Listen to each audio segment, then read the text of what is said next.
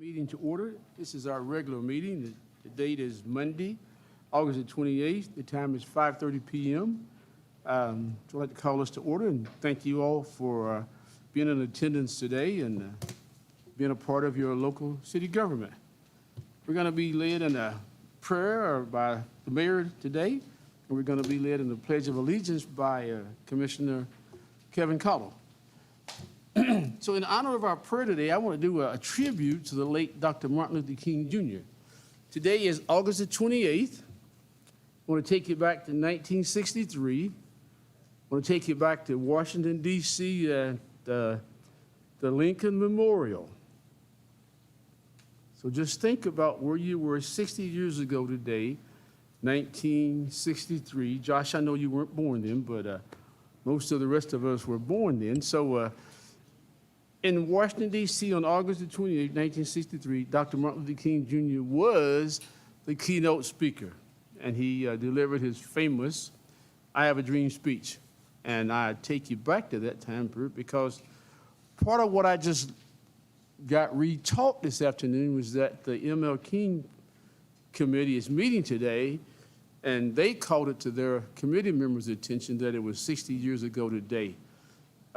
And part of that theme we all remember is a part about I Have a Dream, but they were focusing on a part of the dream about King kept saying, now is the time, N-O-W, now is the time for change. So my meditation today is let's reflect back 60 years ago to Dr. King's I Have a Dream speech.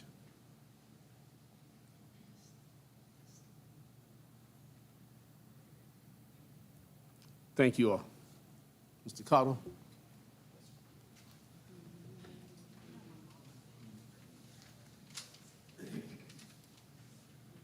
Allegiance to the flag of the United States of America and to the republic for which it stands, one nation, under God, indivisible, with liberty and justice for all.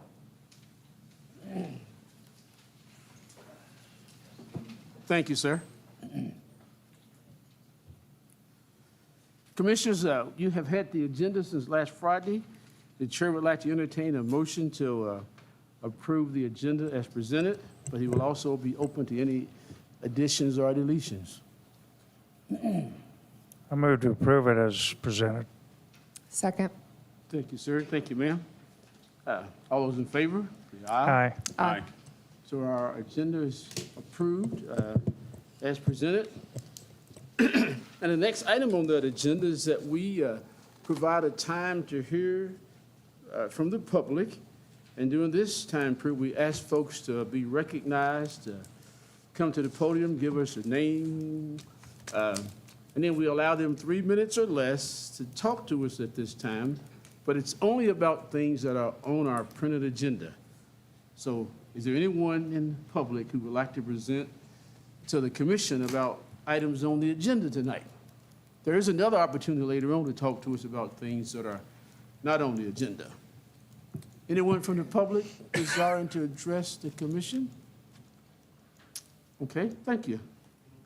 Oh, it cut off just in time, didn't it? All right. Okay, let's move along then. The first item on our agenda under general business is a report from the Economic Development Authority, and Mr. Terry Crowley, who's the newly elected chairperson of that group, is going to present to us. Mr. Crowley. Thank you, Mr. Mayor. So I can read my notes here. I'm retired and it shows, right? Okay. This is an update of where the EDA currently stands for you guys. Some of you were on the commission when it was formed. In 2021, the Danville City Commission and the Boyle County Fiscal Court jointly formed what's called the Danville-Boyle County Economic Development Authority. This was taking place while the Danville-Boyle County Economic Development Partnership was in the process of restructuring. So these two things were kind of happening at the same time. The EDA formation was completed on September 14th, 2021, when the fiscal court had their second reading of a joint ordinance. So this entity was formed by two documents. One's called the Interlocal Cooperation Agreement, which was executed by Danville City Commission and Boyle County Fiscal Court, and by a joint ordinance, both acted on by both of the governing bodies. So this is the legal basis for creating the Economic Development Authority under KRS. At that point, it became a legal entity. There had been some discussion back and forth about the bylaws of the organization. So to be clear, and Mr. Dexter can chime in if he needs to, I don't think he does, the bylaws are the internal operating rules for the organization. They're adopted by the organization. You guys create the organization with the interlocal agreement and with the ordinance. So everything is fine. There are some small issues with some of the paperwork, but none of those impact the clear intent to form the Economic Development Authority. Those minor flaws are being corrected, and if need be, we can come back to you with an amended interlocal agreement or an amended ordinance. I think the interlocal agreement's the one that might have to have that happen. After the formation, the committee kept working and did a number of things. They did some RFPs for banking services, that type of thing. There was a lull in the activity then, and around June, I was asked to assume the duties as chair of the EDA. So currently, let me run down the membership. I have it here somewhere. Well, I am the chair, jointly appointed by the city and county. The ordinance and the interlocal agreement specify that the mayor and the city manager are on the board, that the county judge executive and one magistrate, who is Steve Sleeper, appointed by the county, are on the board, and then each body appoints a citizen representative. That would be Dr. John Roush for the city and Dr. David Williams for the county. So that's the makeup of the board. We met and elected officers just recently. I'm the chair. Mayor Atkins is the vice chair, and Judge Bottom is now the secretary treasurer. So all that is current, up to date, and we're doing pretty good that way. Now, toward the end of June, when fiscal years were beginning to close in, I was contacted by both the city and the county, and I was asked to request the budgeted money for the EDA for the year. At that time, during this lull, while they had decided banking services were going to be awarded to Community Trust Bank, they had not opened an account. So I got the account open so that I could comply with the city and county's request to ask for the funding. That money has now been deposited in that bank account, drawing interest. At this point in time, we've had no expenses to speak of, okay? The EDA, let me be clear about the EDA's role, because again, there was a kind of a parallel restructuring of the development partnership and the formation of the development authority.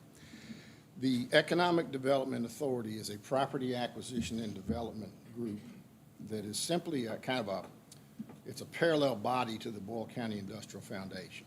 That is a private grant group. The EDA is the public arm for property acquisition and development. So you and the county jointly can put money into property acquisition development for the purpose of creating jobs in the industrial commercial sector. It's really pretty simple.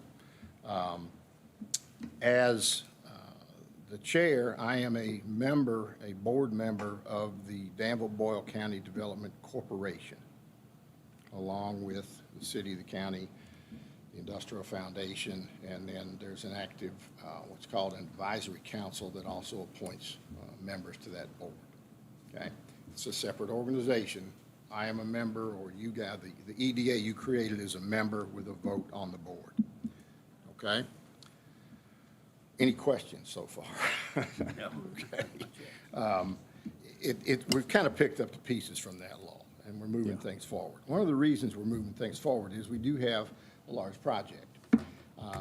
We are the primary applicant for a project through what's called the Kentucky Product Development Initiative. The state of Kentucky set aside $100 million and made it available to all counties, cities, and we have applied under the name of the EDA for those funds. We are approved for funding in what's called round one, and it will require a match from the EDA, which is going to need to be a combined effort by the city and county. We will be applying for funding for round two, which is a larger chunk of money. It's a 50-50 match. All in, what we would like to see happen is for us to get those funds and move this project forward, and the EDA would then become the owner of a 80 to 100 acre prime industrial site in the city, which is dead on target with what we're created to do, okay? I have requested that the county pass a resolution similar to the one that the city passed recently in support of that project. I realized when I started looking at this that this is a joint effort. We really need a resolution from both governing bodies in addition to the EDA. So they're hopefully going to pass that resolution. It'll be worded almost identically to the one that the city passed in support of that project. Okay? I've been over who the officers are and the board makeup. That's where we currently stand. We are meeting monthly. We declared the third Monday at 4 o'clock to be our regular meeting date. We've properly notified the media, et cetera. We are a SPGE, special purpose government entity under the law, so we comply with all of those different open records, open meetings, rules and regulations, as do you.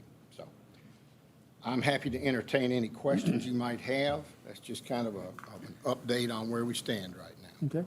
Any questions or comments from the commission? I was going to ask Terry, I know it's early in the process, but do you foresee doing like a master plan? Yes. Is that your direction?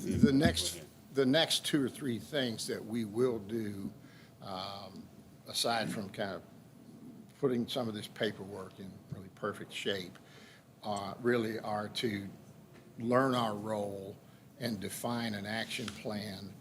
You know, what does it look like to be a development authority? How do we leverage what we can come up with in the way of resources to gain some control of, some options for property that would be good for job growth? Okay, how do we support? Is it infrastructure investment? Is it options? Is it, you know, we need to make that decision. But I'll be honest with you, this was formed rather quickly. I think you probably know that. And I don't think there was a crystal clear understanding of the role when it was being formed. Now, let me be very clear about this. It is a great thing for the city and county to do together. The industrial foundation cannot continue to be the only source of land for growth. So we've got to kind of be involved and really be aggressive about that. So it's a good thing to have, but we are in the beginning stages. We will have kind of a mission, if you will, and a plan of attack, which we will share with you guys. The other thing I will say is that the city and county are going to need to both be in lockstep on this project. Right now, the city is the lead. It originated here,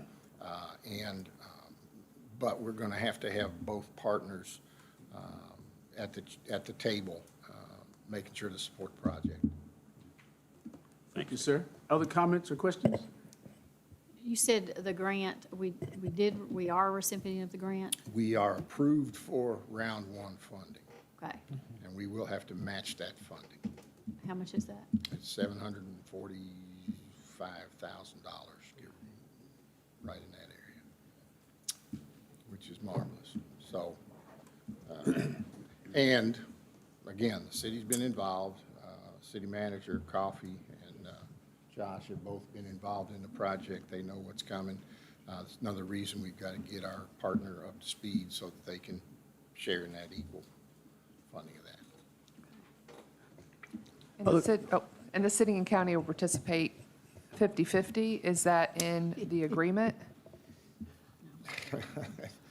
The interlocal cooperation agreement, I think, would be interpreted as 50/50, equal funding partners. Okay. Yes. Yes. not to go into the weeds with that project, but the funding, it's a $4.5 million project, total project. That's why we need the round 2 funding to help finish that up. But $2.5 million of that is projected to be the road construction, extending North Stewart's Lane into the property. And the match of that, the city could utilize municipal road aid funds to be the match for that, since it's street construction inside the city limits.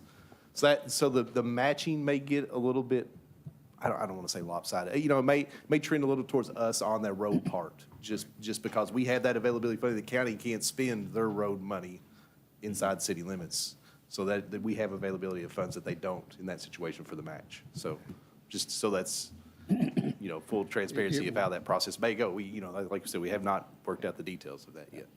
There are timing things that will take place that may require something like that to take place, and then in the round 2 section, it may be a little more burden on the county. Again, it's, I can tell you that it's my intention to make sure that it's shared equally. You know, but these are, they're complicated projects. Right now, what we're doing is applying for the actual distribution of those funds. I think that's fair. So. Thank you, sir. Any other questions or comments? Well, it's off to a great start, and Many thanks. thank you for your service.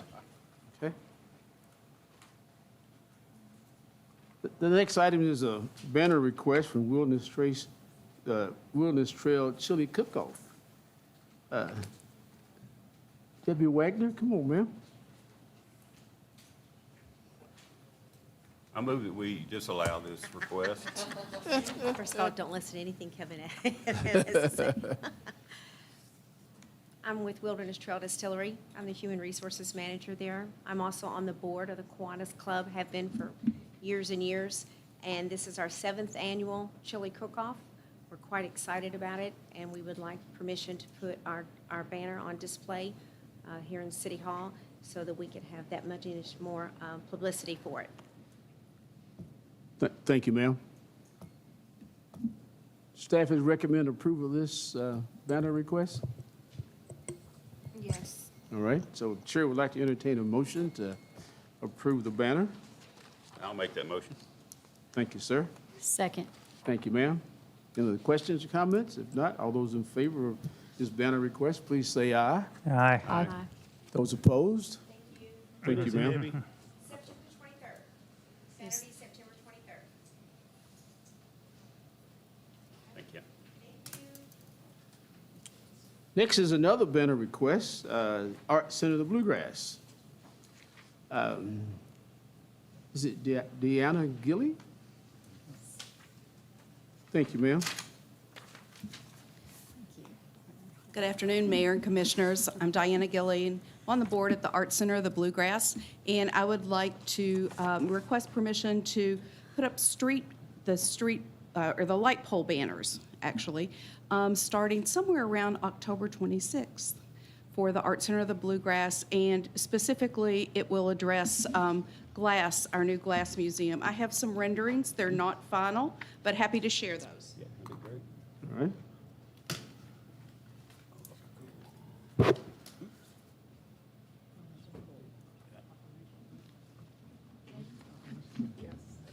right, appreciate that.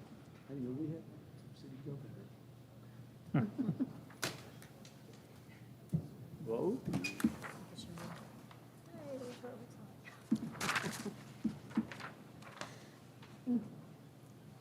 So the sign themselves are going to have the QR. They may. We're in the draft process right now, but just wanted to show you the direction we were going in terms of image and what the light pole banner would look like. Wow, pretty impressive. I think they're all the same, but just in case.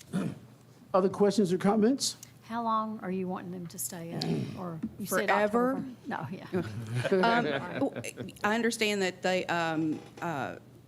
normal time is about 3 weeks. If we could extend that just a little bit until you put up the Christmas banners, that would be awesome. But as long as you can. Any time is most appreciated. And I assume the Art Center buys these, right? Absolutely. Okay. Thank you. Great question. Other questions or comments? Hearing none, the chair would like to entertain a motion to approve this banner request. So moved. Is there a second? Second? Thank you all. All those in favor of approving this request, say aye. Aye. Those opposed? Thank you. Thank you, ma'am. Thank you. Next on the agenda is a proclamation in honor of City Government Month. And I just, at the last minute, asked Commissioner Holland if she would read that for us. Commissioner Holland. I sure will.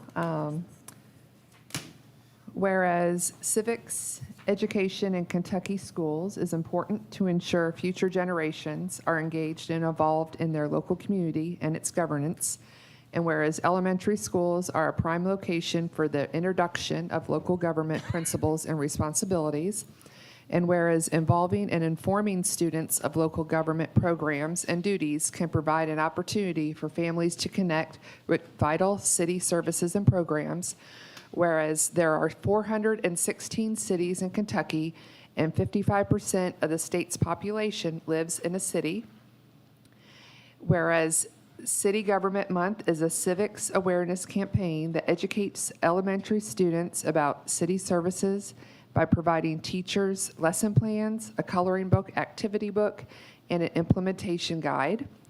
And whereas City Government Month calls on city officials to get involved in their local schools and in educating and engaging elementary school students in city government. And whereas the KLC Board of Directors has declared September 2023 as City Government Month in Kentucky.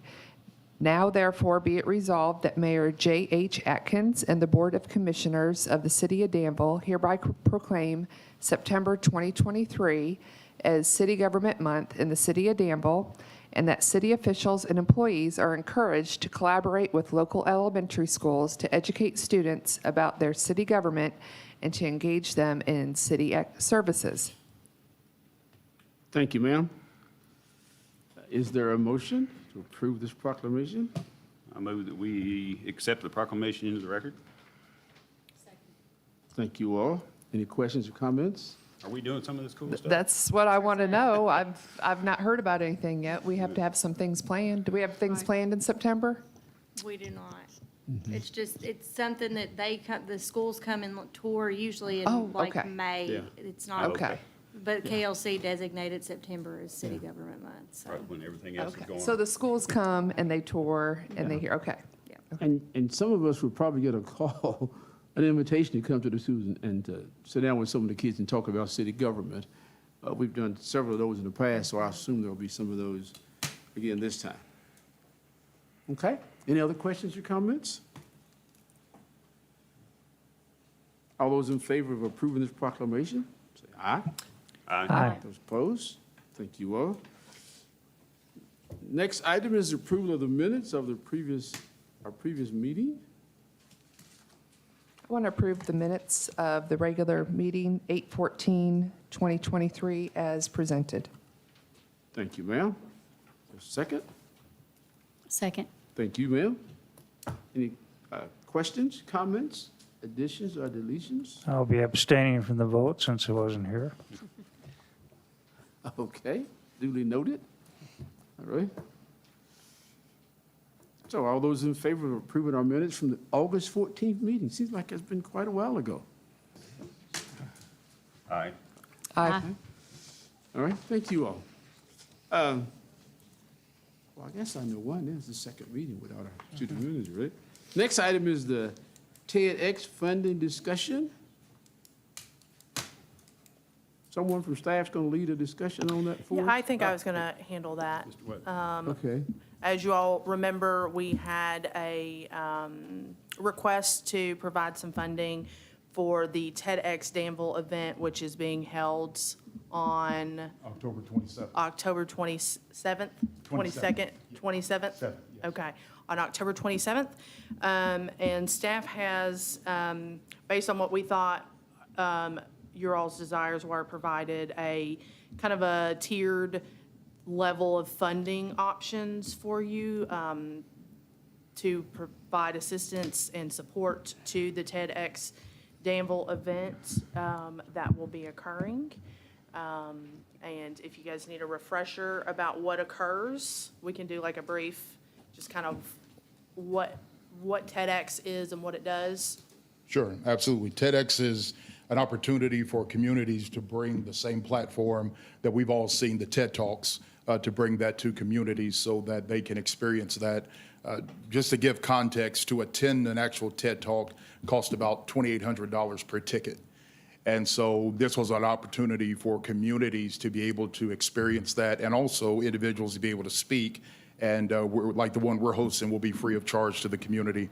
And so it's just a wonderful opportunity to introduce the community to new thoughts about science, technology, health, just really what the world is thinking in a moment, so. Okay.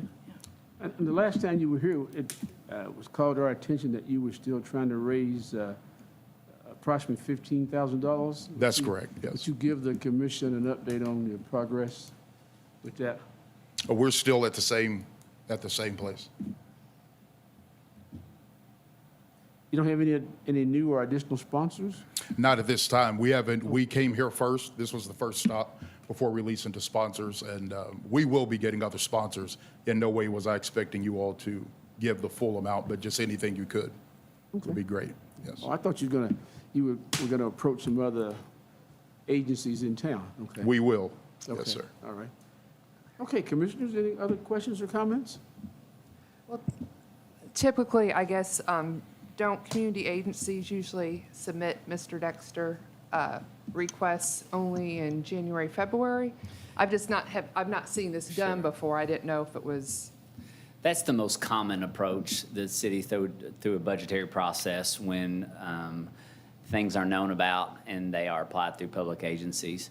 However, it's not without any precedent that there have been some requests that have been made known as certain things have arisen, maybe not known in June of the prior budget year. So while it's not the best path forward, it is, there is a path for consideration.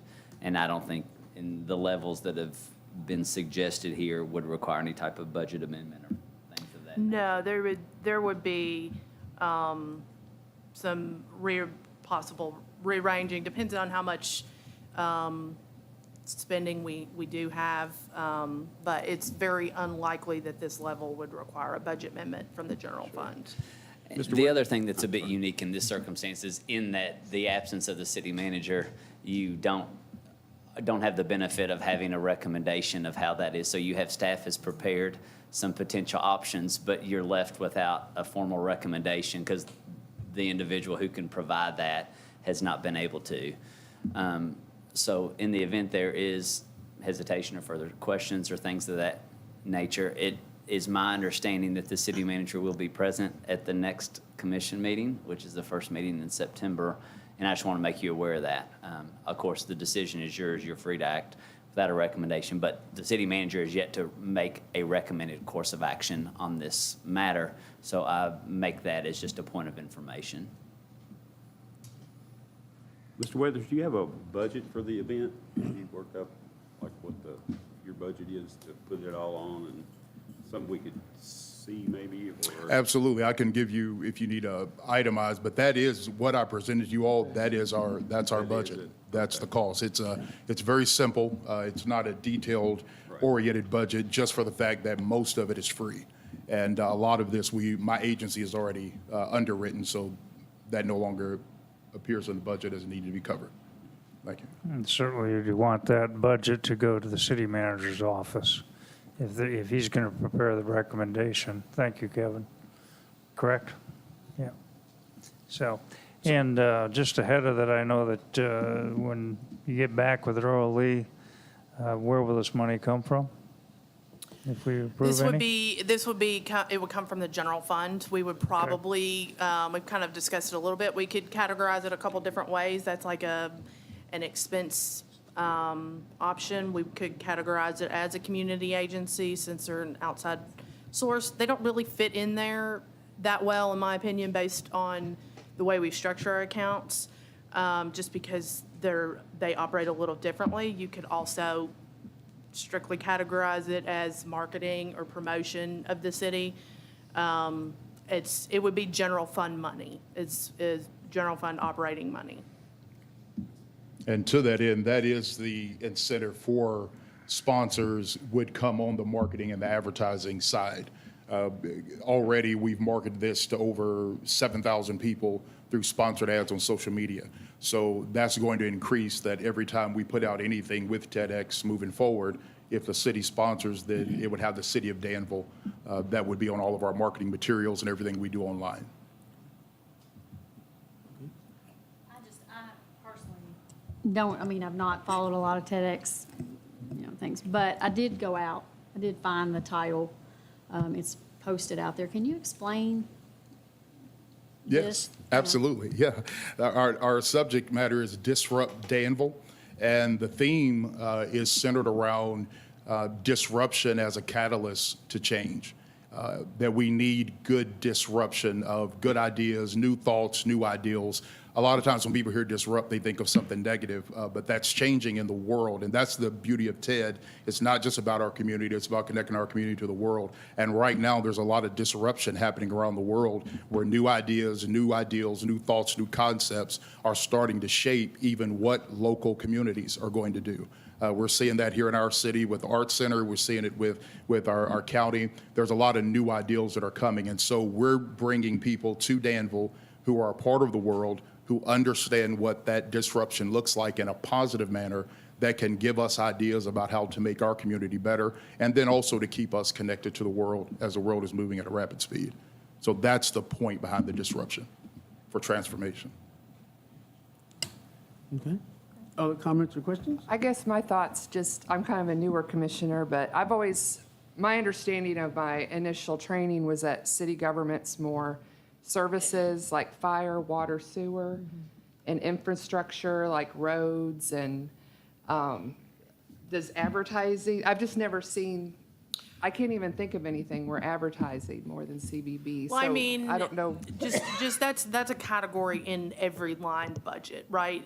I'm trying to think of what we include in it's like advertising and promotion. So things that we provide for like the Brass Band Festival, like the commissioner's table, I think that gets categorized as an accounting function. So that's what I mean when I call it advertising. That's how we would we could reasonably classify that for accounting purposes, if that makes sense. Okay, I just Yeah. wondered if it was appropriate to spend taxpayer money that way. That's all I was wondering. I would say that the city has sponsored community events that you may have a side effect of some type of positive marketing brand, for instance, like the Brass Band Festival for one, or like the Martin Luther King Day celebration would be another event that is a true community event. Is it marketing? Not perhaps, but it's more than that. It's a community-wide event. So typically those are viewed as something that promotes and has a civic, educational, or community component to it, in which the city feels compelled that it's an essential provider of whatever is being provided, that some may equate, frankly, with water or sewer services or something of that nature, but they're generally broad community events for the benefit of the community at large. That's helpful. This is just a Well, why don't we do different kind of this? request. Why don't we take the advice of the city attorney and send this to the city manager for review? And we see that there's 3 levels of contribution listed here by our finance department. We can give, do you want to give the city manager some guidance to come back to us with a recommendation on one of these 3 levels? But move it forward to the city manager so he can come back with a recommendation so we can get this decided. Have you seen these contribution levels? I have not. Okay, the low-level contribution is $1,000 suggested. The mid-level is $3,000, and the high level is $7,000. Those are based on my recommendation. Yes, ma'am. for our budgetary, how our budget is set up. Yes, ma'am. I love the 7,000 lead. That's incredible. And if I may add, just for the record, what a wonderful opportunity for a disruption in this being done for the first time. I'm trying to sell it, sir. Well, we No, appreciate thank you that. so much. I appreciate it. And we'll keep working on other sponsors, and hopefully when we come back, we'll even have some other sponsors. But thank you for the consideration. And, Mr. Weathers, if you land some sponsors between now and before the next meeting, I would suggest you share those with the city manager, because that might impact his thinking as well. Absolutely, will do. Okay. All right, thank you, Doesn't sir. Melinda have a lot of money? Just get it from her. I tried. I've tried everybody. Thank you so much. Thank you. All right, well, And still. one more comment. It Yes, would, ma'am. it would help me, I guess, Lee, if we could see, or the city manager could see like what was spent on MLK and just comparatively, or other advertising things. You said some brass band materials, Yeah. so I that would think- help me kind of formulate a number with this kind of new category. Yeah. And I think Mr. Dexter brought up some good points with Soul of Second, could be part of that group too. It's a very community event. Soul of Second. Right along, then, it's, whoa. Okay, the next item on our agenda is, is hear the public for the second opportunity tonight. And at this point on our agenda, the public can approach the commission and can talk to us about any item they so desire that's not on the agenda. You give us your name, and we'll let you come up, and then we would require and ask that you present to us with your presentation 3 minutes or less, and it's customary for this commission that we do not respond, try to answer somebody's question. Okay? Yes, ma'am. Glow Ma'ams. Lewis. Doris Trumbo. Okay. And our concern today is why can't we get some nice quality clothing stores here? I don't know if it's been approached before, but, Is that mic might not be on home for a minute. okay. Our concern is why can't we get some nice quality clothing stores here? When I was growing up, of course, you all, we had the Hub, and we had Cinderella, we had Jacob Bear, we had all those clothing stores here. And people from, woman I was talking to not too long ago said that was their pleasure to come to Danville on Saturday so they could shop. And now we don't have any shops anymore. We're getting all these restaurants, but we have nowhere to shop. We're expanding, but we have nowhere to buy clothes. But anyway, we can't, if you need a nice dress, an evening dress, nice pair of shoes that's not for athletes, even if a man needs a dress shirt or a tie or a suit, there's nowhere in Danville to buy anything. You can't even buy a pair of Dockers. So, I'm just wondering why can't we get some clothing stores here and like we used to have. And the restaurants are nice that we're getting here. I'm glad that Danville is growing with the restaurants, but we need something to wear. If we needed something to wear at the last minute, we're hurting. I know we have rags, but they don't have all sizes in there is what I'm trying to say. And they don't have anything for men in there. And so it's a nice store, but we just don't have anything here. We have to go to Lexington, Somerset, Richmond, Shelbyville, Outlet, everywhere and that money could be here in Danville. That money could, be here to use in our town. Yes, ma'am. So, Well, thank you for that presentation. We're not going to comment back to you, except I did like his, because I just had a conversation last weekend about a guy looking for a suit, and I said, well, I can see you to my tailor, but he's way over in Lexington. But you're right, though. We understand. Thank Yes. you. We'll send that to the staff. That's one might be beyond the city, what the city can do. Maybe the TED Talk might address that, though, right? That's funny. That's spreading, isn't it? Anyone else like to speak or address the commission? Yes, sir. My name is Daniel Glacken. I'm with the AMVETS Post 123. I'm their chaplain and their second vice commander. As some of you may know, we do have a AMVETS Post 123 car and bike show coming up on September 30th over at Millennium Park. Of course, we're in the finalization phases of that within this next month.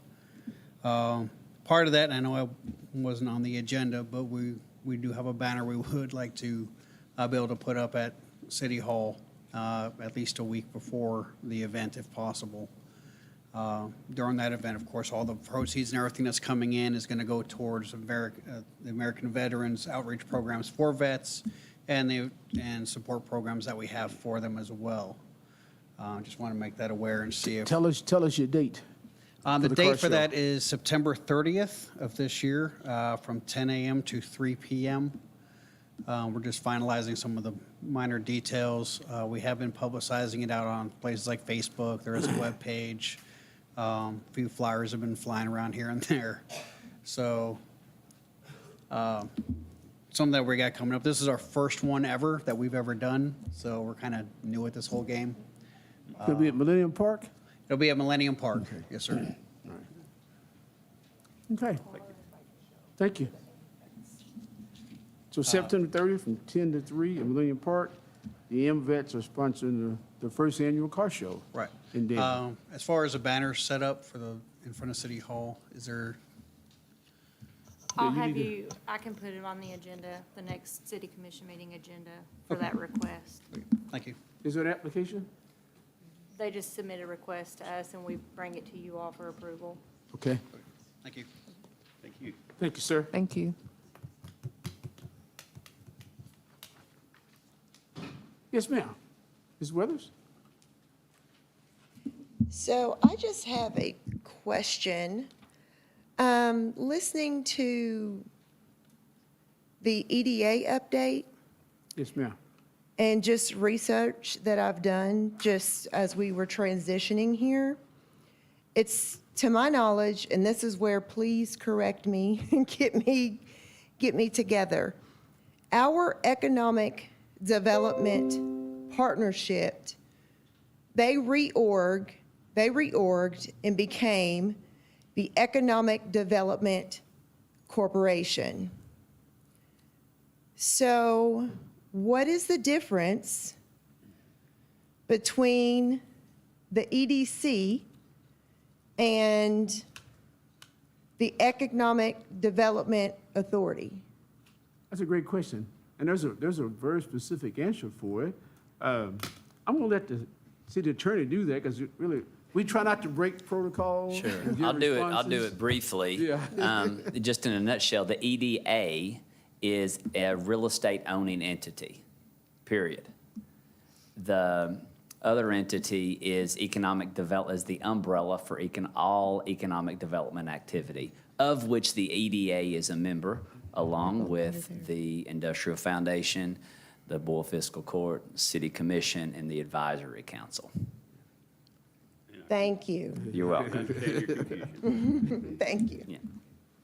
Great We have a question. chart that the city manager is going to, prior to his accident, was in preparation of creating a larger scale organizational chart, for lack of a better term, that shows how economic development works in this community. And that would answer your question just visually as well. So hopefully that's forthcoming. What website will I be able to find that on? Right now, it's been in a previous meeting agenda packet when the city manager presented it. I don't recall. A copy could be made available to you.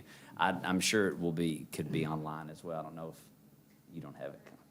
Okay, it's not currently. developdanville.com has some information about previous organizations. That was making it blurry, that's Right. It'd probably be better for you to wait. Yeah. Think about we're transitioning right now is a way to think about it, okay? Thank you, ma'am. Anyone else?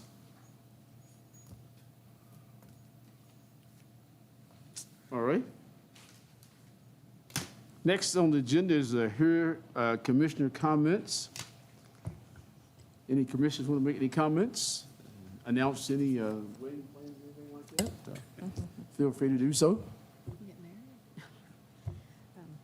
I just wanted to, I guess, shout out, I saw on Facebook today about the Safe Haven box is in Danville and supposed to be put in the next couple of weeks. So I think that's a great Good. Safe Haven baby box. Good. That's awesome. And then also the pickleball courts, if you've not seen them, they look really good and they're very busy out there all the time, and that's great. Yes. So, Yes. Other comments? This next Thursday, Overdose Awareness Day at the Extension Office, 5:30 to 7:30. They'll have food and speakers. So they'll also have booths with information. So everybody's invited. What date is that? August 31st on Thursday. Oh, okay. It's this Thursday. Uh-huh. Okay. Oh, okay. I thought you said this Thursday. Okay. It is next Thursday. All right. Yeah. Messed up my calendar. Anyone else? Well, I want to say something about the streetscape project, and I want to be very complimentary to the folks who are doing the work, and to Josh, who's sort of our direct contact, him and Melanie Crossfield, that things are progressing, and I can see there's an end. And in my front window, not my rearview window, but in my front window now, so getting close. But I want to compliment, it's been a steady progress, made some steady progress. Okay? Still on there. Okay, I had one other comment. I guess it won't be announced yet, but I think we received dates about a possible meeting with the county on the 12th or 14th. And if it's not announced today, I hope we hear about it maybe next meeting. Meetings dealing with Parks and Rec. Parks and Rec, okay. I'm still waiting on responses from the county on those dates, and I think I'm waiting on a few commissioners to respond to me as well. Okay.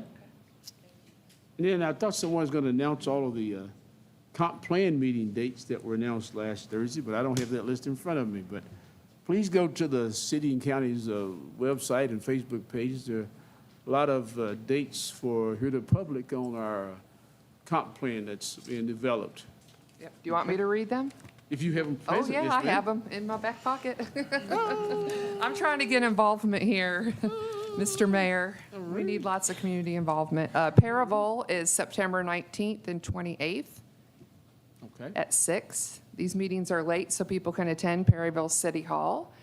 Danville's community meetings for the comp plan are September 14th and October 2nd at 5:30 right here at City Hall. September 28th will be a morning one at Intercounty at 10. Yep. Junction City, September 26th and October 4th at Junction City Hall at 5:30 PM. And Planning and Zoning website has all these dates, and you can get all the emails there too. So, And I think they have the survey up as well, if folks. yes, a survey for everyone. Yeah. Please share it. and I think they're going to the Danville County game. That's what they said. Yeah. They have a booth out there. And- With the surveys? Okay, great. I'll add real quick, since we're on this topic, the whole clothing store discussion is probably more suited for that setting. So come to one of those public meetings and talk to planning and zoning about the need for clothing stores, because that's kind of they create the opportunity through planning and zoning for people to have stores. That's really the very starting point of something like that. Yeah.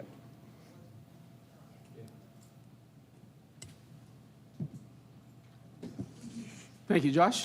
Thank you, commissioners. Any other commissioners with comments? Okay, let's go along then. Move along, okay? Next on our agenda is the paying of the bills. The chair would entertain a motion to pay the bills as presented.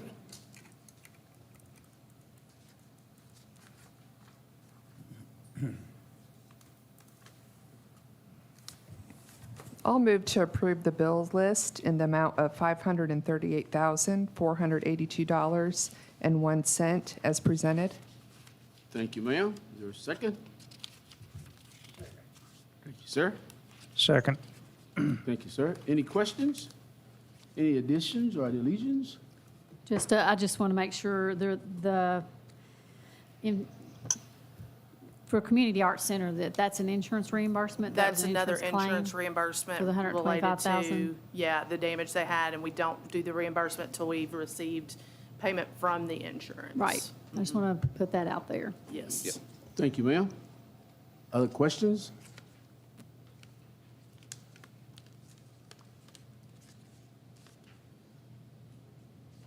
All right, let's move then. Okay, all those in favor of paying the bills as presented? Aye. Aye. Those opposed? Thank you. Next item is second reading of ordinance number 2021, property tax rates. Madam Clerk, you want to read that for us, and I'll let Ms. Compton talk to us about it. This is the second reading of ordinance number 2021, an ordinance establishing ad valorem tax rates for fiscal year 2023 through 2024 and penalties for non-payment. Thank you, ma'am. Ms. Compton, any comments? Yeah, just as a reminder to the public, this is our annual property tax rate that we set each year. As we have for the last several years, the city is elected to use the compensating rate, which gives you a similar amount of revenue on existing property while lowering your actual tax rate.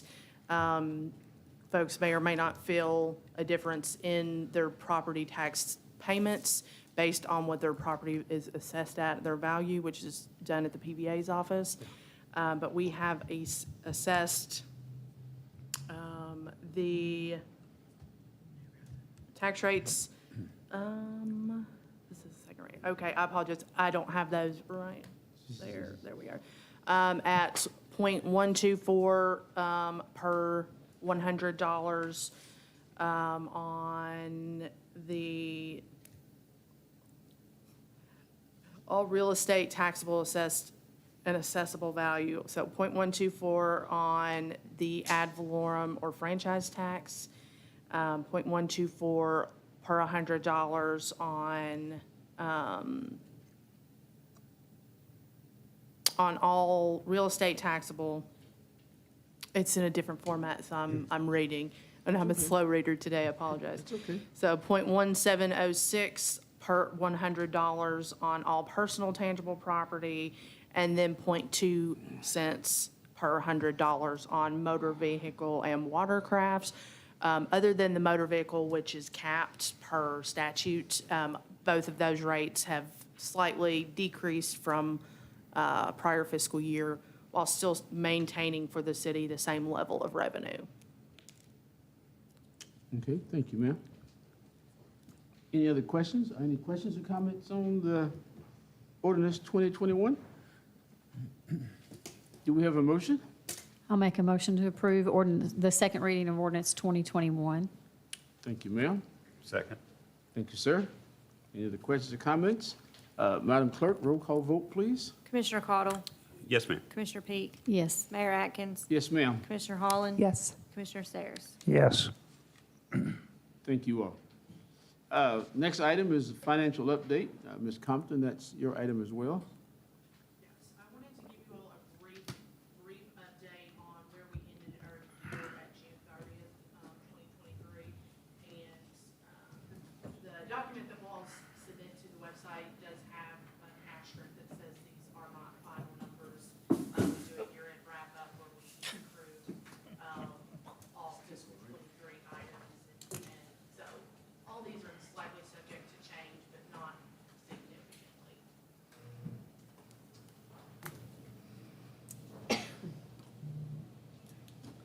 So the general fund ended strong at $24.28 million in total revenue. That's broken out into several categories, the largest of which, the two columns in the middle, is your occupational license and fees. In total, we collected $1.7 million above last fiscal year, and about 131% of our budgeted total. My microphone was not on, I apologize. So I don't expect us to continue to collect that much above budget and that much above previous fiscal years. We've had a really couple strong years. I think we'll end up this current fiscal year closer to our budget. But we did have a strong year last year. Our tax revenue was very close to budget. We collected 106% of the budget and about $101,000 higher than last year. Most of that is made up of new properties, new assessments rather than existing assessments. Your intergovernmental revenue, which is this last column, the yellow column is prior year, the blue is your current year. It looks to be like visually that it is significantly lower than last year. Partially that is due to the ARPA funds that were just collected at the end of last fiscal 22 instead of being collected in 23. And the majority of that money has been held to fund utility projects. Our general fund expenses, total departmental expenses, which is your finance department, police, fire, communications, the major departments that it takes to make the general fund operate, ended at $16.2 million for the year. Current year is up over prior year, which is not unexpected due to inflation, due to our increased investment in personnel. The higher cost of everything is just expected to continue. We're not anticipating that supply cost is going to go down anytime soon. We're not anticipating that we'll see a reduction in cost of anything over the next several years, I would assume. Just a brief update on our capital expenses, and this is across several funds. Our general fund, we wrapped up the central fire station. We had a few miscellaneous equipment purchases. Software is included in that, in the major software that we purchased for finance and the utility software. The streetscapes, there's been significant amount of work completed in fiscal 23. There's a little bit still remaining budgetarily to finish up in fiscal 23 and 24. Park and Recreation, you had the completion of the tennis courts, a lot of work on Jenny Rogers, Michael Smith Park, planning, the pickleball courts, and some minor miscellaneous items, significantly up compared to the last year. And then the utility funds, there was some major work on Lebanon Road sewer projects, Periville Road projects, the wastewater treatment plant upgrades. Our utility fund revenue, keep going. The operating revenue ended slightly below budget at 98.24%. That's currently, in my opinion, going to be that gap of 1.8% will be closed once we do the year-end wrap-up of accruals. Your operating revenues exceeded prior year by about $664,000. Your non-operating revenue, which varies significantly each year due to the composition of it, which includes some debt funding if that is received, grant funding if that is received, a lot of state funding sometimes, but it was up compared to last year by about $834,000. So in a total utility fund revenue at $14.34 million. Utility fund expenses, these are your departmental expenses, which keeps your utility fund, which is your second major fund, citywide running, totaled $8.52 million. Again, like the general fund, you were up in most departments due to, I didn't go forward, thank you. Due to increased inflation, you've seen significant amount of supply cost increase in all areas, but significantly within the utility fund.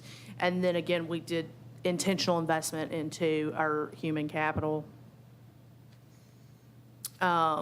We do have, it did get, I saw in your all's packet, apparently some of the back pages got copied in, so it's not super clean for your all's packet, but we will have this available on the website that will give a comparison of all the funds side by side of what they were budgeted and where they ended up for the current year and for prior year, and then some information and description. We've put the last few quarters out on our website. That should be up sometime tomorrow when I get it up. But available for the public for them to look in more detail at where we were at as of right now in our finances for last fiscal year.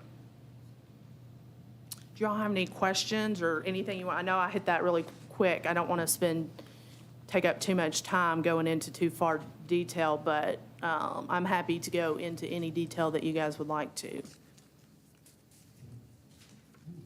Any questions? Very transparent and easy to follow. Thank you so much. Thank you, ma'am. Any other questions or comments? Thank you for all the information. I mean, it's helpful to see everything and see the departments where they landed at the end of the year. And Yeah. thank you all for staying under the budget. Or some did. Some did. Some It did, balances some out. didn't, but it balances out. Other comments or questions? If not, thank you, ma'am. Next on our agenda is the utilities update from Mr. Carrier. He got slides too, didn't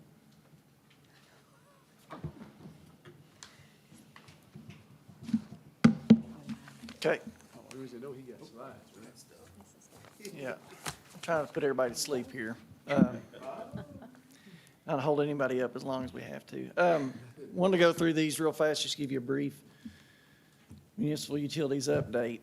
Usually I start off these presentations with some regulatory compliance obligations that we have as a utility. So one of those is what's called the CMOM, the Capacity Management Operations and Maintenance Program. That's essentially just a self-assessment. So it's kind of our playbook, lack of a better term, for utilities. So that's what we're evaluated on from Division of Water and EPA. So that's a pretty big document right there. That's probably about a 400-page document that we have to assess and reevaluate at different times of the year, but also annually in total too. So it's kind of again, it's like it says, a prioritization of maintenance and rehab and those type of things that we need to have a checklist for, that we need to maintain and operate out of. So, and that gives the EPA and the Division of Water oversight on our daily and monthly and annual activities. Upcoming regulatory compliance, you've heard me mention before the lead and copper rule. That's born out of the old Safe Drinking Water Act. They're coming up with some new regulatory requirements that we're going to be have to be mandated to be in compliance by October of 2024. So really what that boils down to is you're part of this is having to denote what services to each home, businesses, and industrial complexes that are possibly lead service lines, right? So the gist of the program itself is to eliminate those lead service lines. You know, lead is obviously imperative to health and safety for everybody. You know, it's a generational issue.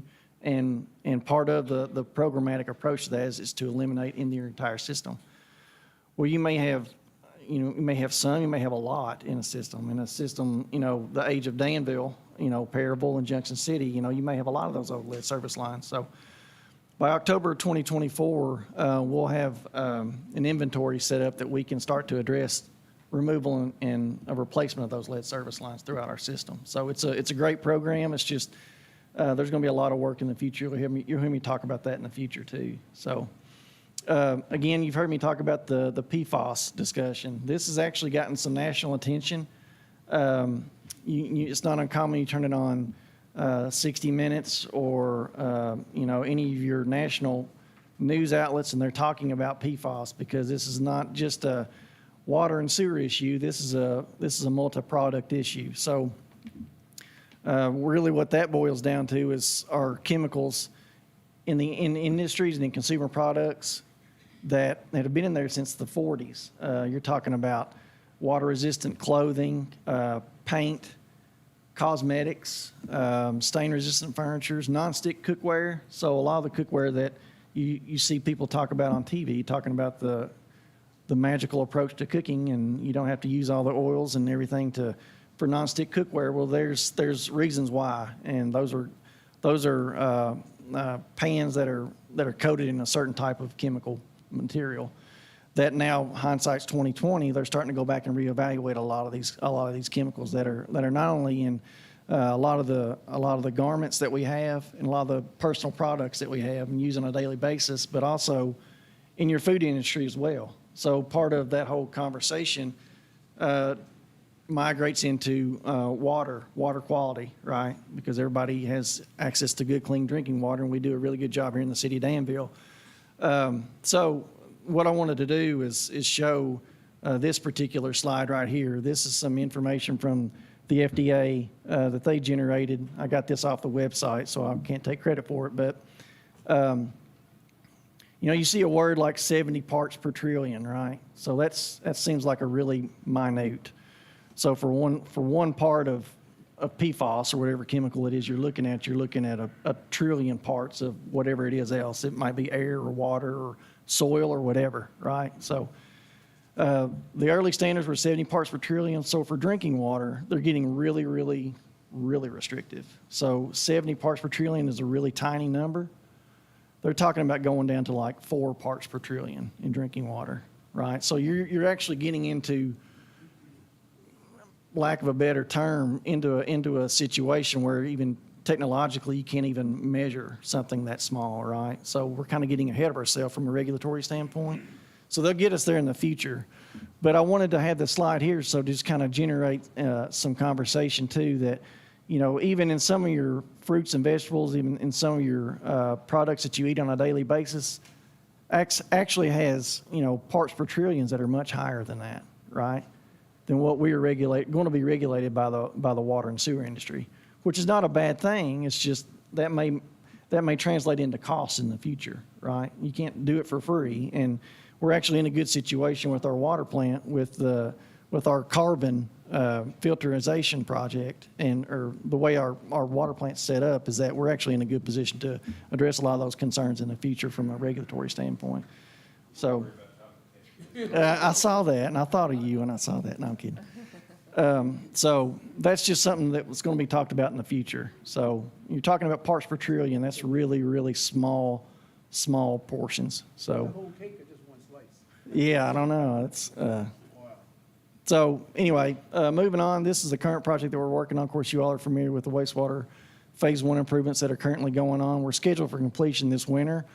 We've had some recent delays. Again, there's a lot of technological advancements that go into this particular project, a lot of UV system upgrades and screening improvements and a lot of technology involved. So it just takes one component of a breaker box or of a main switch component that one part of that's delayed in the process, it may delay the project for months at a time. So just wanted to let you all know that we're working through that right now. We're eager to get this project closed out in winter of 2023, and then get ourselves in a better position to have further discussions in the future about capacity needs too. So Clark's Run Sanitary Sewer Phase 2 project, that's something that we've touched upon earlier. This is going to build on the Phase 1 work that we're closing out right now. It's going to essentially run west to east through town along J.E. Woods Drive also. We're in a good position from a funding standpoint. We're in a position to receive what we anticipate as being almost $7 million in SRF money. And also we're in a good position based on some conversations that I had just the end of last week on a $1.9 million EDA grant to help supplement that too. So we feel like we're going to be in good shape fiscally for that particular project coming up. And then the LCR compliance, that was a lead and copper discussion that I had with you all earlier. Again, protecting, future generations, removing lead service lines. We've got some SRF money in the hopper for that too, hopefully. That should pan out of $1.25 million. So you'll see an RFQ coming out, a request for qualifications to do that. And what we anticipate doing is for that and for another project I'll talk about in a second, but we anticipate having somebody come on board and manage that programmatically for us because it's just such a large endeavor, right? It needs to be done correctly, and you need to have the ability to address the public, and, the school systems and the churches and the healthcare facilities in a concise manner, right? So we want to do that and make it effective for everybody. And then you've heard me talk about the wastewater treatment plant Phase 2 improvements. Those are capacity improvements to add on to the Phase 1 stuff that we're doing right now. That's a big ticket item, right? So we're still looking at ways to maybe fund that in the future. That's just a big number. So it's a lot to address in any one, if not multiple fiscal years. So we've got to think of ways to how to do that. Maybe there's other grant opportunities in the future or other ways to help address some of those needs. Spears Creek Pump Station improvements, we're in a good position. We've actually bid that job out, and we have an award pending right now on that particular project. You're looking at possible implementation of city ARPA money along with yet another grant, a STAG grant, $400,000 that we feel like we're in great shape for.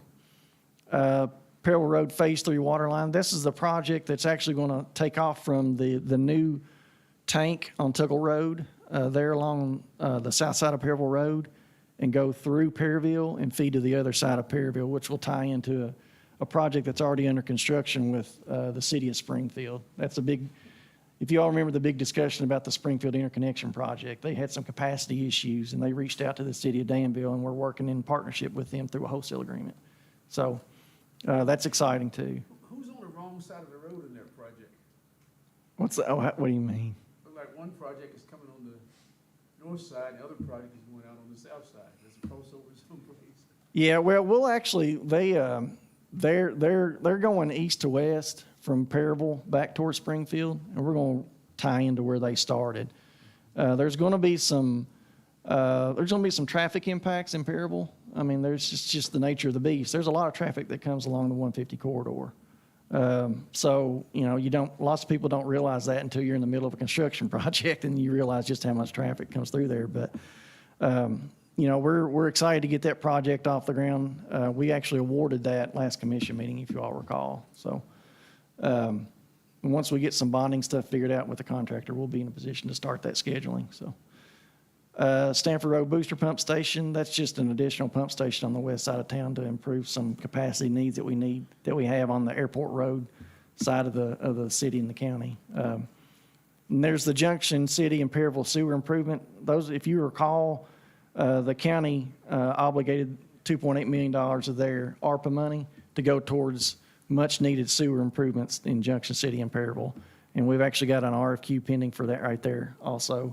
That's going to be going out to the public very soon too. So, and then last but not least is the Balls Branch Sewer North. That's the project that ties into the existing sewer along Ghost Pike and runs up the draw up into what's going to be the Center Estates development, right? So, multi-use development up there, but that's going to provide much needed sewer capacity to feed up into that development. Instead of having multiple pump stations, you would have it on gravity sewer, which is more the ideal from an environmental standpoint. This is some billing updates I wanted to hit real fast. We've got a program called Invoice Cloud. So if you've heard me talk previously about some of the customer front-facing programs that we have coming out that's related to our billing software, right? So on the 6th of next month, we're going to go live with what's called iCloud. It's Invoice Cloud. And you've heard me talk about before, what that does is provide more customer availability to be able to research their particular account and also other ways to pay, debit cards, e-checks. They can get on a computer and pay it. They can get on their tablets. They can do it by phone. There's no app required for this, even though we're actually going to facilitate it through our city app. I've talked with IT about that. So instead of generating a whole new app that everybody has to get downloaded and get up to speed with, we can just facilitate it based on our conversations with IT through our current city app that we have now. So that's certainly going to be beneficial for them. And then There's other benefits for the water office also. It allows us to have better communication with the customer on a daily and monthly basis. And we're still going to do part of our customer service initiative too is still do the courtesy calls to customers right now.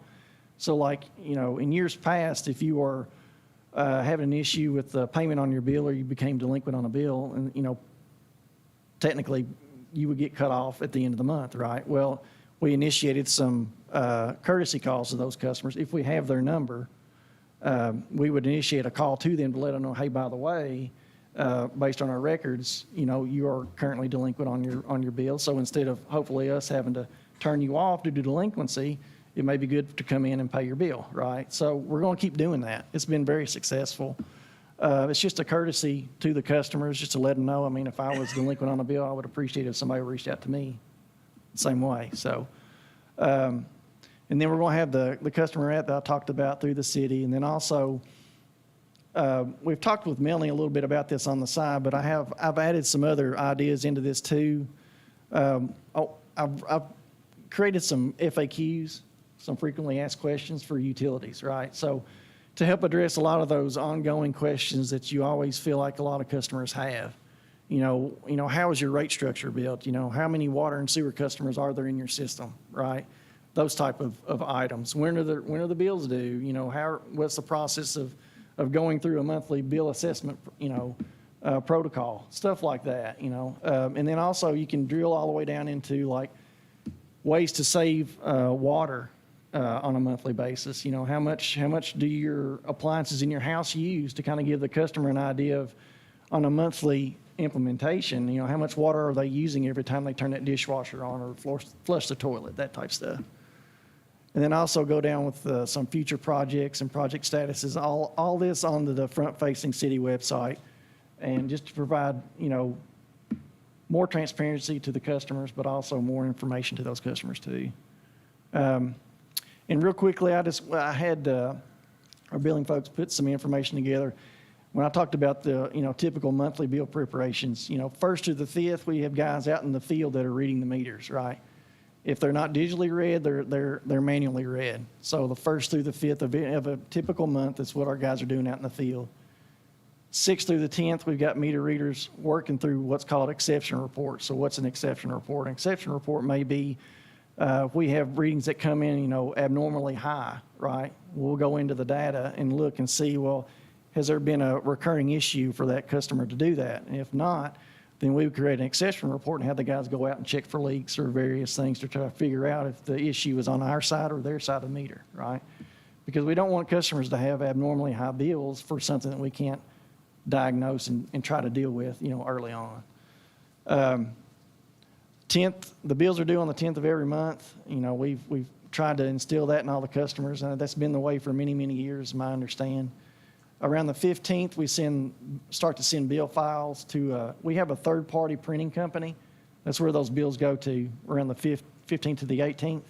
And they're mailed out from that third party. So there are times that maybe bills still get lost in the mail. We do hear some customers complain about that, but we're getting better at that in general, as opposed to those little cards that you used to have, right? Now they're an envelope that looks like a bill. It makes more sense to do it that way. So, and then of course shutoffs, we actually give the customer until to the very end of the month to pay their bill before we actually have to physically go out there and turn their service off. But we get a lot of feedback from customers if we make those courtesy calls to those customers, and they're really responsive, and we appreciate that.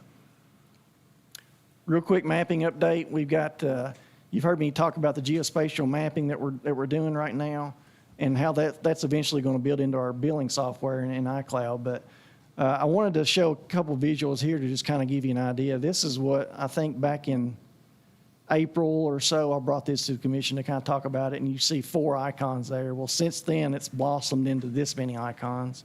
So I just wanted that's kind of a good visual to show that we're making progress on the mapping software side of things, and really pulling us into the technological age, right? I mean, that's just where we need to be in the future, as opposed to relying on paper maps from 1984 and so on and so forth. We're good enough now that we can use geospatial technology to do a lot of the work that we need to do to locate facilities and locate hydrants.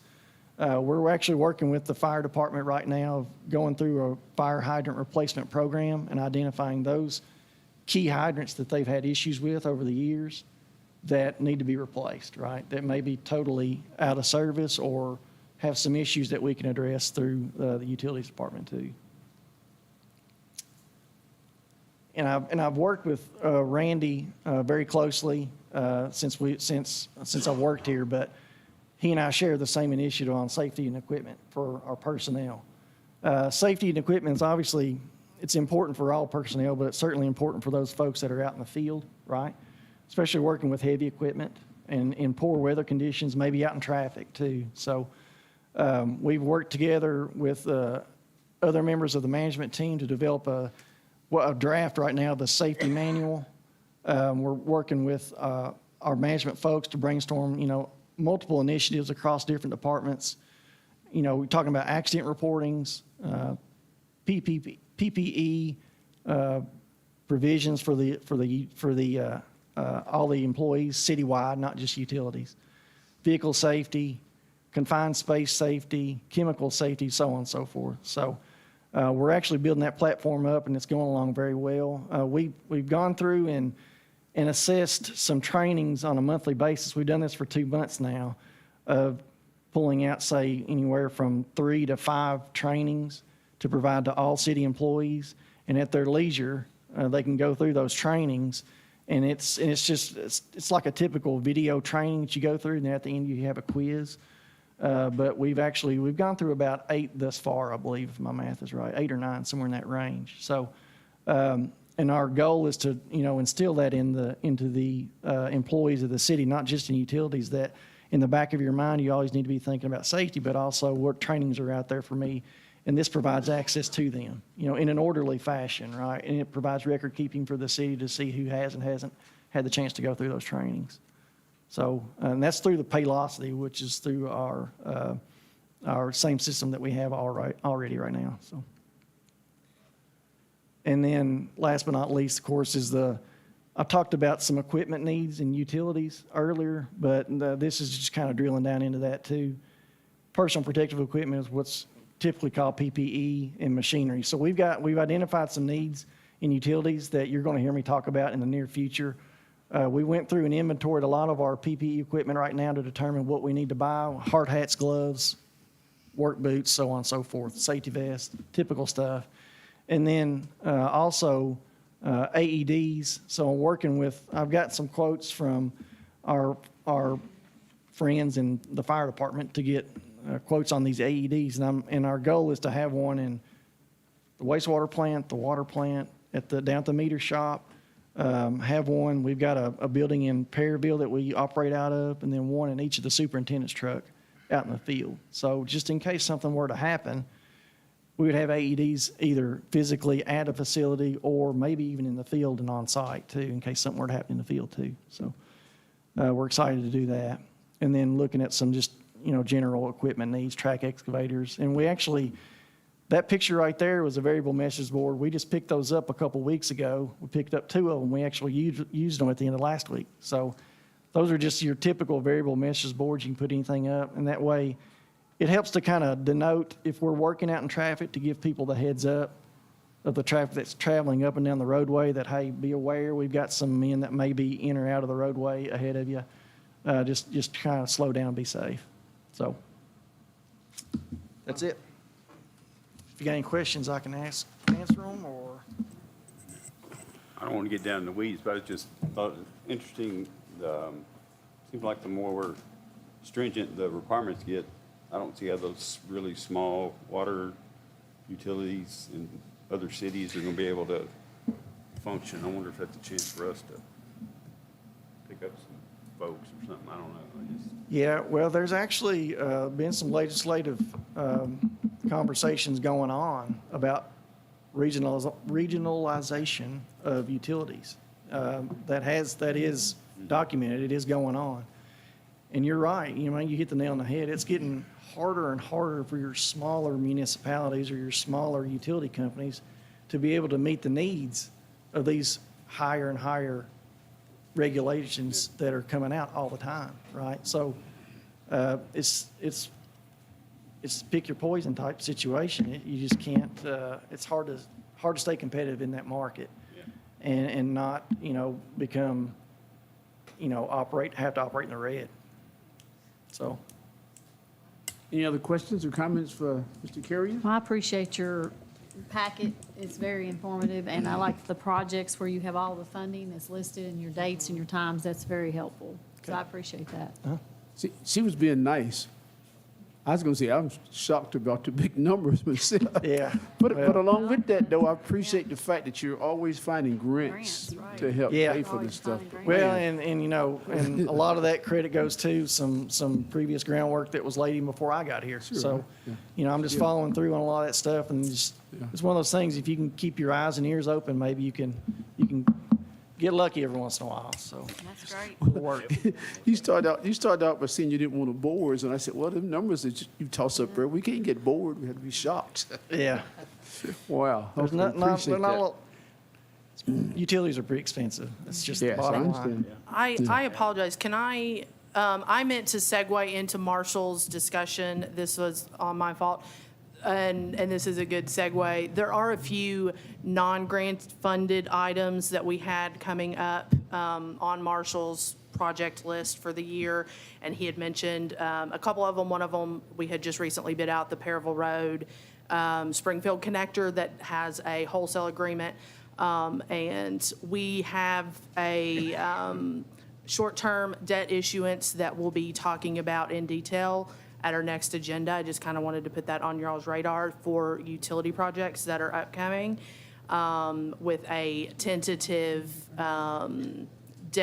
short-term debt issuance by the end of October. So I just wanted to put that on your all's radar while it was a topic. Well, I'm sorry, go ahead. The other thing is that you keep stressing to us about utility bills that due the 10th of the month. And I appreciate that. It's every month on the 10th. Yeah. And then you stress to us that there'll be no cutoffs until the last Thursday of the Yeah. month. So it gives the city, but also gives the customers a chance to try to work things out before that happens. So Yeah, and we, appreciate that. another way to try to address that too is, again, those courtesy calls that we send Yes, out, that was And nice, if anybody's listening right now, I'd stress to them to make sure we have your up-to-date contact information. We don't have phone numbers for everyone, but even though we'd love to, we just don't. So those calls can only go out to a limited number of customers if they are on the list, so. And you are a brave soul also, because you have your cell phone number on all your information that goes out, Yeah, that you're available to all the citizens, and I really appreciate that. yeah, no problem. Yeah. Yeah.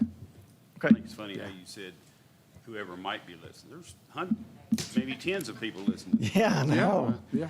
Well, and two, that's another segue into the website, and that Yes. information can be put out there, and social media, like, we've got a lot of good things on the horizon from a communication standpoint coming up, so. All right, thank you, sir. Okay. All right, Josh. Michael Smith Park update, and you got the next 3 items. So. Yes, sir. It should be brief tonight. Wait, say it again, what? It should be brief. Okay. Michael Smith Park, I just wanted to give you all an update before, the next time we'll talk about Michael Smith is hopefully awarding a bid. But I wanted to come to you all, just give you, I've got in your packet, you have a kind of a conceptual drawing of the design that gives you a good idea of what we'll be bidding out this time. The goal will be to keep the project under $1 million. That's the target I've given our designer, and that's what they're shooting for with this design. And then you have kind of a memo from them that lays out the process from here on. We're going to advertise this project for bids on September 9th. We're going to open bids on October 3rd and hopefully award the bid at the first meeting in October on October 9th with a target completion date of May 1st, 2024. So that's the timeline we're on, and we're going to shoot for that. So really just wanted to get you all some information and see if you all had any questions before we come back next time with a bid to award. The timeline is outstanding, May of 2024. I just pray we have some good bids to come in, because it'd be nice to break ground. Yes, yes. Yeah. Oh, you said that.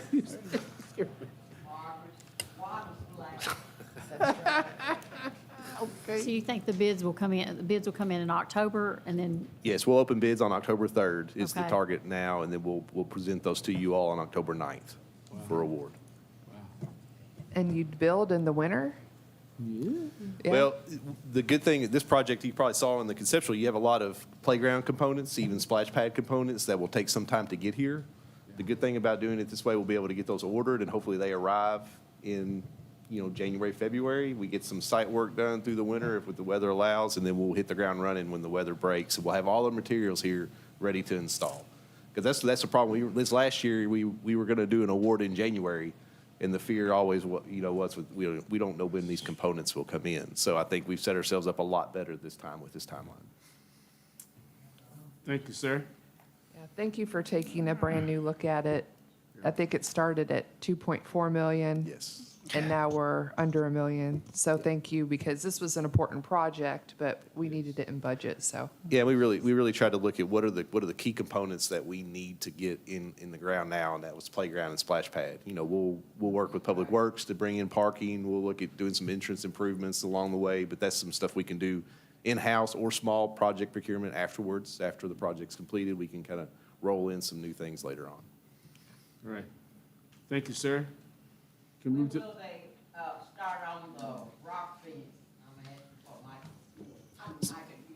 So we're gonna bid out the construction of that as an alternate. We have the materials, we have the stone material already in hand. If we can afford it with the alternate, we will go ahead and proceed with it as part of this project. If not, like I said, we'll small purchase procurement that part of the project. It's separate, it's by the road, so we'll figure out a way to do that. Love to have it all opened up at the same time next spring is really the goal. And Josh is always available for questions like that after the meeting, so let's keep things rolling. Yep. Ms. Calhoun has my cell phone number. She knows how to get hold of me. The next item, the next item on the list is streetscape construction administrative fee increase. Josh, that's yours as well. So as we love to talk about, the streetscape project's taken a few months longer than anticipated. When Gresham Smith provided their construction administration fee, they based that on a certain amount of months they would be overseeing the project with us and coming down for progress meetings and those kind of items. They anticipated 9 months. It's going to end up being 16 months. So they are requesting a increase to their fee contract of $49,000. That is a not to exceed. I think we're gonna keep their hours down as low as we can the rest of the way and try to stay below that. I think we can. I think if we don't run into any major issues over the next month or so, we should be pretty limited. But there are some items I need to get them down here to look at. The landscaping in particular, they did the big planting bed down by 2nd Street, which is they need to give me some advice on that. That's a little bit different than what we had envisioned. We envisioned more what's down here by 4th. So there's definitely going to be some interaction. The trees, what trees need to go and stay. And we're going to be we have a meeting tomorrow to discuss the paving, the repaving and restriping, and they're going to be a key component of those discussions as we get the Allen Company in here. Because we're going to do a significant amount of milling to get the elevations correct. As you all probably noticed at some of the intersections, the asphalt's low in places and high in others. So we're going to really be manipulating the road elevation throughout the project to make sure we have good drainage. So this will allow, I think they're pretty much out of, they say they're out of hours. That's kind of a thing that we discuss with the designer and try to get them down here when we need them here. But this frees them up to feel like they can get paid for their time as they come back and help us finish up the project. And it's a pretty standard thing. Marshall and I were talking about it earlier. We did the same.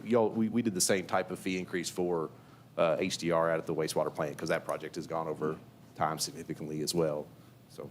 Okay. Can I have a motion for resolution 2023-08-2801? So moved. Is there a second? Second. Thank you. Any other questions or comments? If not, let's, all those in favor of. Questions, comments? Yes, ma'am. I think, did Commissioner ahead. Peak have one? I just have a question. I talked to you a little bit beforehand, Josh, about the resolutions that were passed, it looks like last year. And when those were passed to add items to the project, did they not anticipate a longer Yes, so. at that point and not added in then? So the one was in May, was for the construction admin. At the time, last May, we anticipated a 9-month construction schedule. So that's what that increase was for, that amount of time. Okay. So this is going to add on the extra 4 or 5 months that's needed to finish out the project, not from now, from June. I don't want people, we should be close to being done. So, and then the other item was for the design of the fountain, which is something we added in midway through the design process. We asked them to design a new fountain area. So that's what those 2 items are. So really, we started talking about this change back in, when we kind of knew we were going to be running over back in the spring, we started talking about it. I was trying to keep their hours down and to make it last as long as we could, and we finally have run out. So it really was something we've been talking about for about 2 or 3 months now. It knew this was going to, we were going to be discussing these hours at some point. I guess for me personally, I'm one of 5. I know in January, we were given like a timeline. It's going to be May, it's going to be June, it's going to be August. I know there's things that happen, but it just, we trust you all to speak out there to people what's going on. And it's just frustrating that now they're asking, there's more money involved, to get us to where we should have been maybe months ago. According to our schedules. And it's tough with it's tough with the designer, with the consultant, because when you bring them on board to do construction admin, you're asking them, you're going to visit the site a certain amount of times a month. You're going to come visit, you're going to attend these meetings. You're going to do this oversight. And we try to balance that with what expertise we can provide. We don't hire them to come walk it every day because I walk it every day. So we try to say, okay, we had a good process there for a while. We were virtual every 2 weeks, and we were in person once a month. Just to limit their time that they're down. They weren't making trips every 2 weeks. They were making monthly trips down. But like I said, when you said we last May when we established their fee for construction admin, that was based on a project that ended June 1st. So they were saying, okay, if we're making a trip to Danville once a month for 11 months, this is what our fee will be. Well, now they're making a trip to Danville once a month for 16 months. Right. So they assume the 9 months, though, the Yes. contractor, not Right. the city. Right. And they could have assumed 16, but they would have added this 49,000 on at that time. Because Which would have been better. they would have added, for them, it's just, we're paying them by the hour. It's how they look at it. And they have run out of hours. It's tricky, with architectural fees. I get into I've thought about this a lot. When we were at the state, we dealt with this a lot. Architectural fees are a lot of times based on percentage of construction costs. They'll say, hey, our fees are 12%. Total fees, design, construction admin, everything. We're going to set at 12% of construction costs. That's what it's going to be. You might have seen when Brad Setter Carroll did for the police reno, they gave us a percentage. They said, this is what our fee is going to be. For civil site projects like this they vary wildly by, you don't really know what they're going to cost, and, there's details they have to go into. You kind of lose that ability to base it on percentage, and it makes it really hard on you all as an owner and us as staff to say, hey, this is a fair amount. So really what you end up relying on hours. Okay, we're going to bill this amount for this many hours. We're anticipating, 20 hours a month, 40 hours a month, whatever that number is, based on these tasks that we're going to do. And then that's the number they provide you. And you say, hey, is this a good number? We say, yeah, that seems fair. That's the right amount. We want you to hear that much. That's what we'll do. And then you end up having a project run long at no fault really of the consultant that it ran long. That's the hard part. If I could revert back to something that was, hey, it's your fault, consultant, it's your fault, this project ran long. Maybe we hold this. We say, no, hey, you need to come help us finish this project on your own dime. But when it's a situation where it's not really at their fault, it's tough to get them to say, hey, you need to come check on the project when they feel like they've used up their time that they had given us a fee for at the beginning. Hope that makes sense. And then I'm looking at, so that fee is through November of '23. Yes. And we're looking at wrapping up, hopefully. Yes. Okay. Yeah. And like I said, I think this is a conservative fee, which is like, you know, you try to be conservative, and it's a not to exceed. So they will just bill us for the hours they spend. So that, hopefully we can keep it under that. You know, Because, that's- I mean, and I'm going back to the paper. Yeah. They had it in there this week that, you know, you talked to them, and I mean, I'm sure everybody read that it would be finished August 31st, and we would be paving in the middle of September.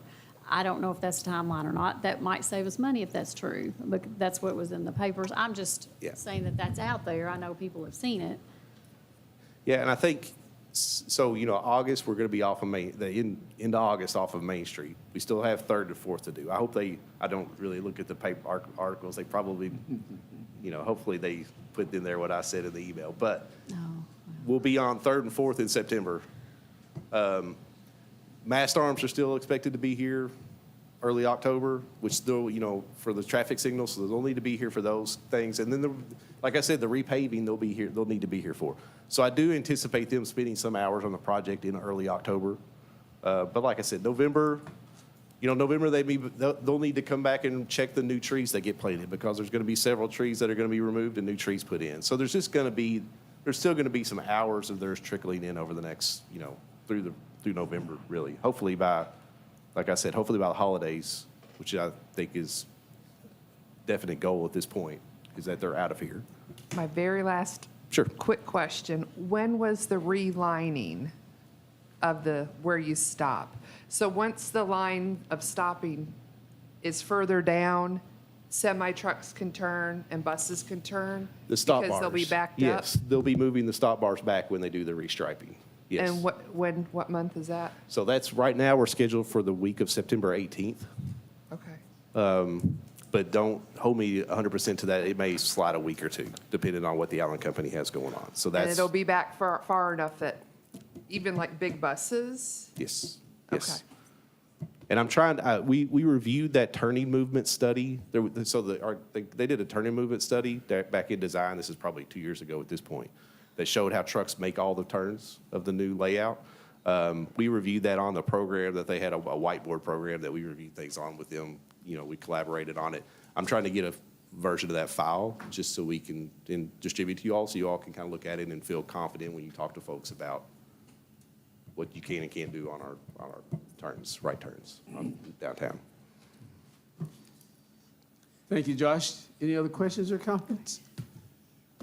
We don't have a motion, do we? We do have a motion? Stephen was going to say something. Yes, Well, sir. I was just going to make one comment. Josh can elaborate on this if necessary, but Josh, it seems like part of the conversation was earlier that isn't it a good thing that some trucks are having difficulty making some of these turns? If the long-term goal is to divert truck traffic, isn't that an end objective to increase pedestrian safety? Yeah, it's a trade-off. I mean, I think Sure. there's a compromise in there and I think, I mean, like I say, I walk that every day and I see the trucks, I see the ones that struggle, I see the situations that they get themselves into. Downtown's still functioning from a semi-truck standpoint. I mean, people are having to make some, back up and do some things a couple times, but I think what we're going to work on now is you're never going to completely eliminate trucks from downtown.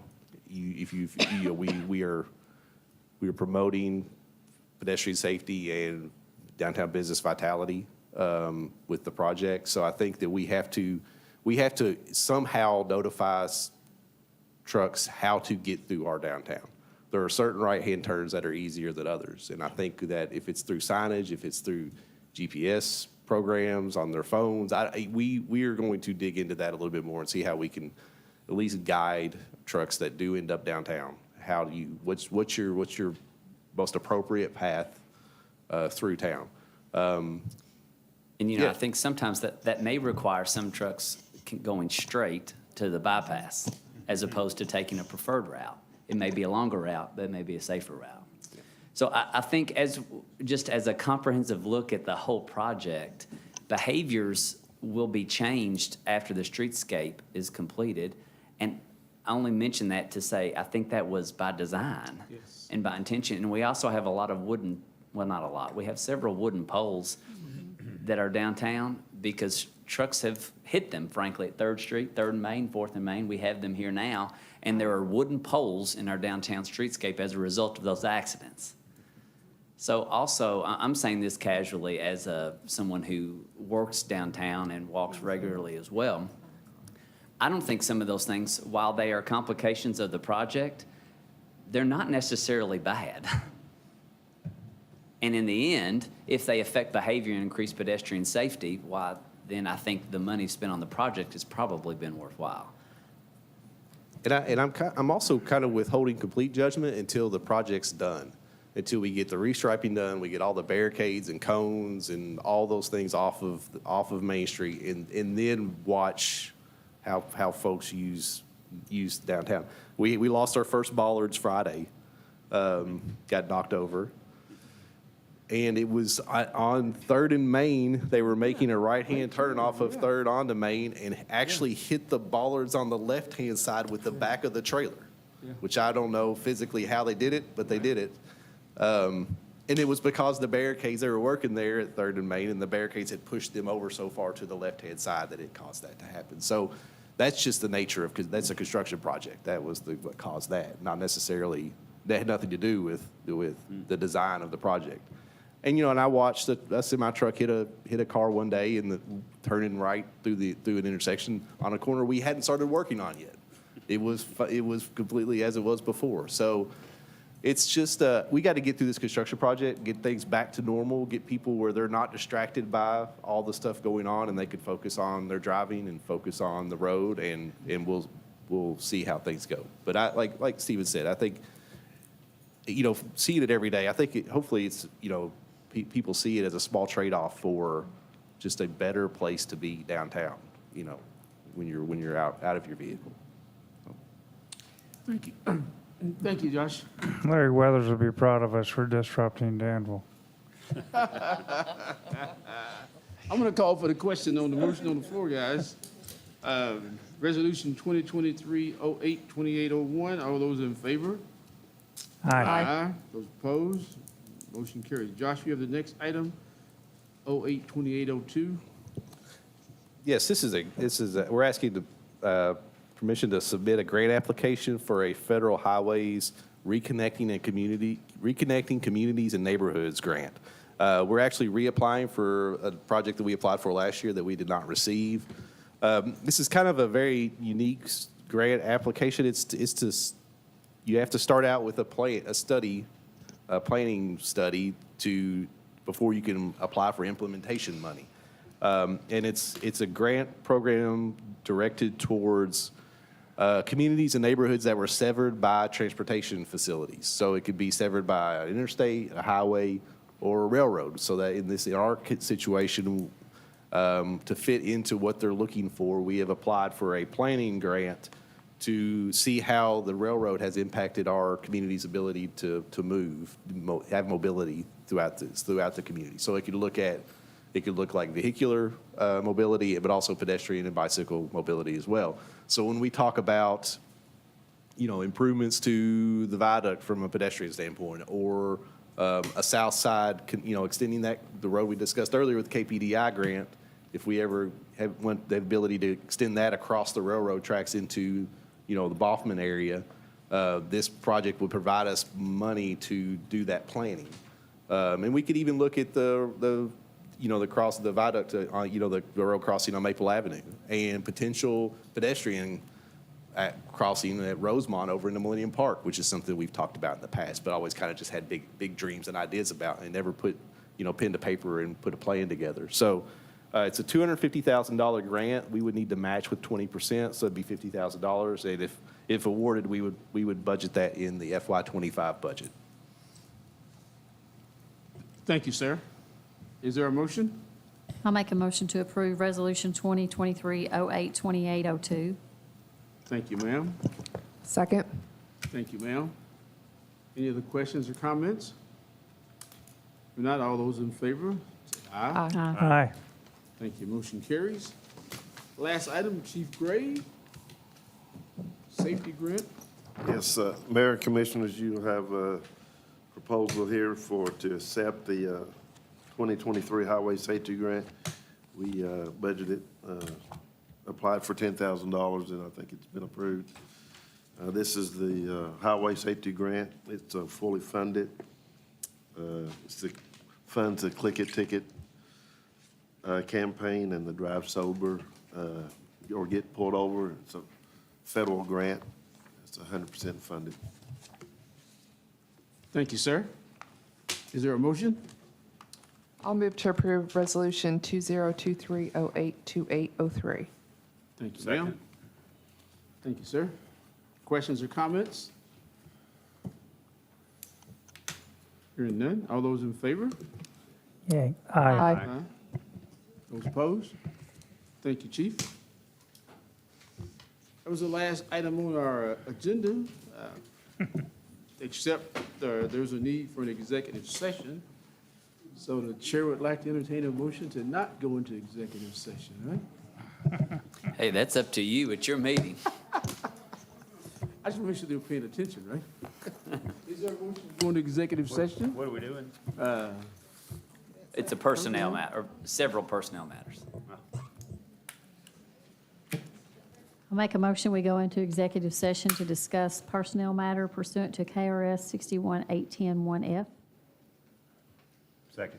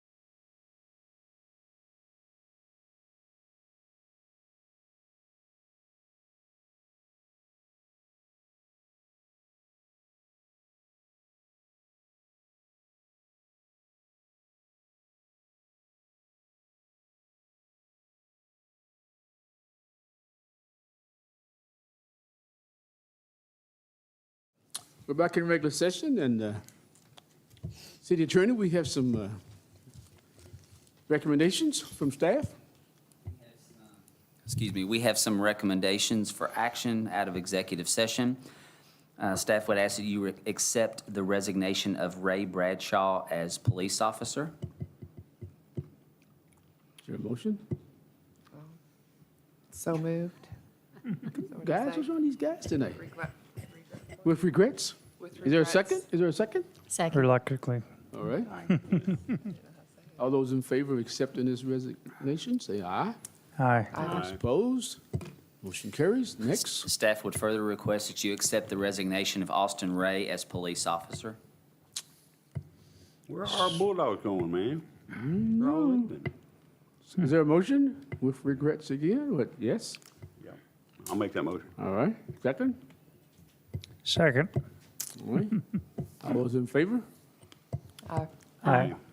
Those opposed? If we all say nay, then we turn his, don't accept his resignation. I don't know what happened with that. Chief have to go back and tell him, right? All right, what's the next one, Mr. Dexter? Staff would like to recommend the hire of Jacob Borman to the position of police officer. Is there a motion? So moved. Second. Thank you, ladies. Ladies get to do positive. All those in favor of accepting this recommendation, say aye. Aye. Aye. Those opposed? Motion carries. Thank you. He's leaving, so that's the last one. Oh. I'm ready for my last recommendation. Actually, the city manager's recommendation. I'm doing it in his absence. Staff would recommend the hire of Tommy Barton to the position of Parks and Recreation Director. Got an effective date? So moved. Second?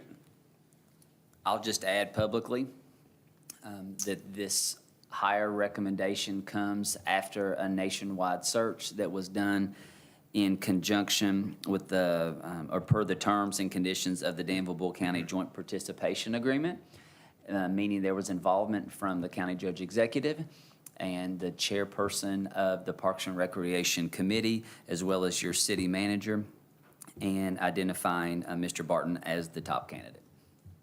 Thank you, sir.